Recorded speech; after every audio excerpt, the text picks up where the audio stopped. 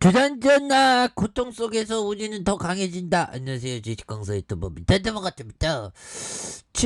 주식하다 보면 하락의 고통이 있을 수 있죠. 하지만 상승의 기쁨은 반드시 오죠. 보면 좋습니다. 그래서 코스모 하락 주가에 있어서 다시 한번 저점에서 강력하게 올라와주는 이런 어떤 모습들이 굉장히 또 세게 보여주고 있다. 뭐 이렇게 좀 말씀을 드리면서 보면 최근에 요 부분 한번 볼까요? 포스코 케미칼 양극재 공장 착고 소식에 코스모아까 코스모 신소재가 동반 느낌하니까 모습을 보여. 이거 뭐 정말 어떤 주류 형들 잘 나가는 형들 다 여기서 지금 삽질하고 있네 보면.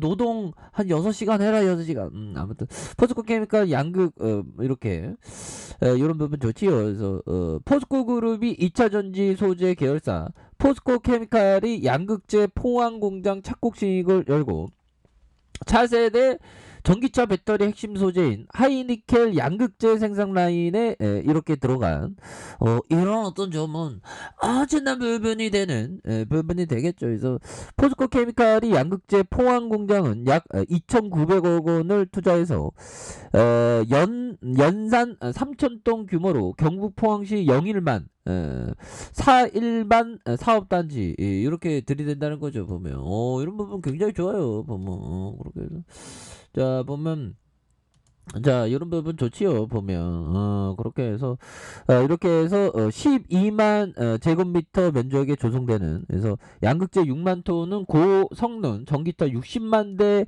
이상을 사용할 수 있는 양으로 현재 기준 매출이 2조 5천억에 해당하는 규모. 야, 형들아, 이런 어떤 부분에 엄청난 부분이 되는 부분이 되겠죠. 그래서 코스모하고 국내 기업 폐 배터리 사업 본격 집중하면서 특허 출원이 부각되는 이런 어떤 점, 이런 부분 폐 배터리 이런 사업 좋아요. 보면 고물상 사업 나쁘지 않죠. 보면 그렇게 해서 뭐 요즘에 고철값 많이 올려갖고 고물상 하시는 우리 사장님들 잘 이렇게 살림살이 좀 좋아졌는지 모르겠네요. 보면 그래서 국내 배터리 3사의 LG에너지솔루션, SK온, 삼성 SD의 폐 배터리 본격 집중하면서 코스모화학이 특허 출원이 부각된. 그래서 배터리 시장의 분석업체 SNE 리서치에 따르면 글로벌 폐 배터리의 리사이클링 시장은 2030년 6조 원에서 2040년 66조 원까지 커질 전망에 있는 이런 부분 대단하죠. 그래서 전 세계 전기차 폐차 예상 대수가 2030년 414만 대, 2040년 4636대로 배터리 용량 기준으로 따지면 2030년 345 기가와트시, 2040년 3455 기가와트시 규모로 되는 이런 점에서 SK온은 재활용 모든 균형감 있게 상용화에 벅차를 가하고 있는, 그래서 SK 에너지솔루션과 삼성 SDI 자체 개발보다는 배터리 재활용 업체들과 협업하고 있는, 그래서 코스모학은 지난해 9월 폐전지 재활용업의 사업 목적을 추가하고 3천억 규모의 2차 전지 배터리 리사이클 사업 투자를 결정한, 그래서 기존 원광석에서 황반 코발트 추출하는 기술을 기반으로 폐 배터리의 핵심 양극 소재인 유가 금속을 추출하는 최신 공법을 개발하고 특허를 주는 이런 어떤 부분 다시 한번 잘 나갈래 하면서 이런 부분 보여줄 수 있는 부분은 또 충분히 많이 있다. 뭐 이렇게 좀 말씀을 드려보도록 하겠습니다. 이런 부분 뭐 좋네 보면서. 아이, 외국인 형들 오늘 기분 나쁜 일 있으면 얘기하지 왜 또 잊어 보면 이렇게 해서 다 지나간 거야. 그래서 상거래할 때 매도를 하는데 그럼 다시 뭐 보험형들 기관형들을 또 잡아주는 이런 모습을 또 보여주고 있죠. 이런 부분 좋지요. 보면 그렇게 해서 시가총액이 4,054억 원, 외국인들이 0.87, 액면가가 1,000원인 이런 점이 되겠고, 하나, UBS, 마이다스, 삼성, KB 뭐 이렇게 됐죠. 그래서 코스모행 컴퍼니가 31.03, 그래서 860만 주 이상 뭐 이렇게 되는 부분이 되겠고, 그래서 동사는 1968년 2월에 설립됐고요.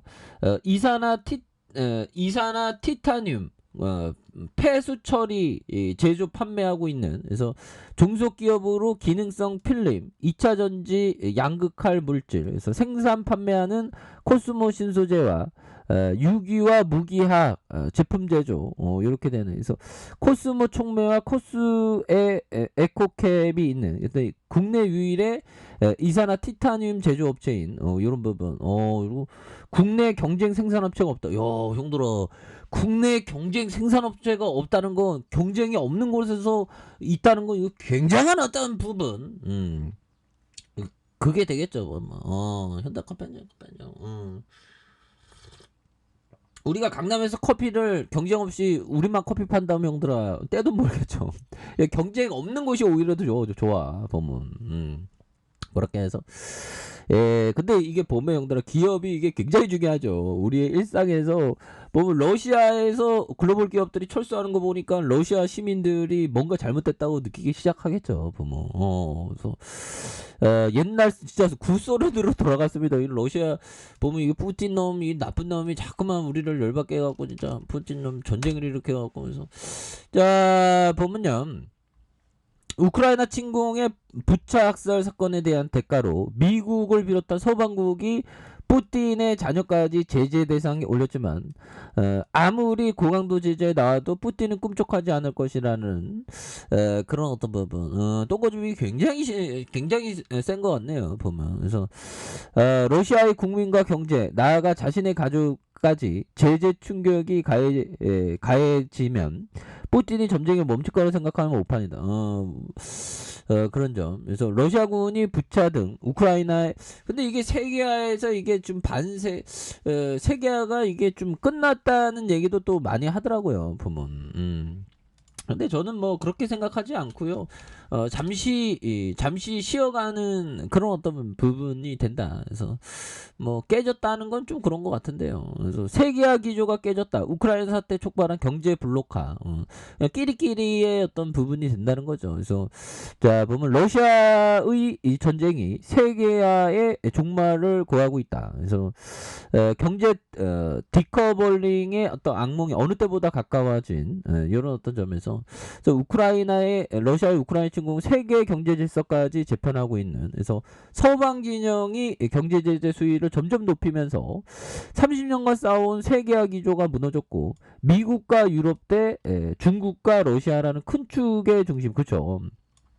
미국과 유럽 대 중국과 러시아. 그래서 경제 블록화가 그러니까 끼리끼리의 어떤 경제, 이런 부분은 또 한동안 좀 계속될 수 있겠죠. 그래서 특히 코로나 팬데믹으로 3년 가까이 지속된 공급망과 무역 혼란은 이러한 흐름을 더욱 부추기고 있는 그런 점. 그래서 이번 전쟁 여파가 크게 미국과 EU, 주요 G7으로 대표되는 서방 국가와 중국과 러시아 중심으로 한 세력 간의 충돌 양상으로 보이고 있는,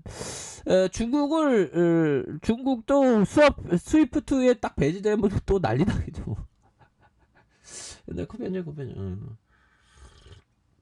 중국은 아마 조심할 겁니다. 아마 그러면 타격이 너무 크니까. 그래서 이러한 세계 경제 균열 현상은 수출로 성장한 한국 기업에도 좀 위협이 되고 있죠. 그래서 미국을 비롯한 서방 진영은 추가 대러시아 제재를 예고하면서 우크라이나에 침공한 러시아의 경제적 분리에 박차를 가하고 있는, 그래서 미국과 러시아산 원유 금수 조치에 이어서 EU는 러시아산 석탄 수입 금지 카드를 꺼내 들었던 이런 점도 또 있지 않습니까? 그래서 반면 중국과 인도에 잇따른 서방의 제재 속에서 러시아산 원유를 싼값에 대량으로 사들이는 친러 관계를 유지하고 있는 중국은 또 그렇죠. 보면 이런 부분이 앞으로 어떻게 될란가 참 궁금하긴 하네요. 그렇게 해서 자 추가에 있어서 코스모학 다시 한번 저점에서 강하게 올려주는 이런 부분 또 충분히 나올 수 있겠죠 보면. 재료가 좋으니까. 근데 배당은 좀 안 주네. 배당은 좀 줘야 되는데 아무튼 요런 부분에서 다시 한번 강하게 올려줄 수 있는. 그래서 현들아 지지라인과 지지라인선 다시 상단선과 상단선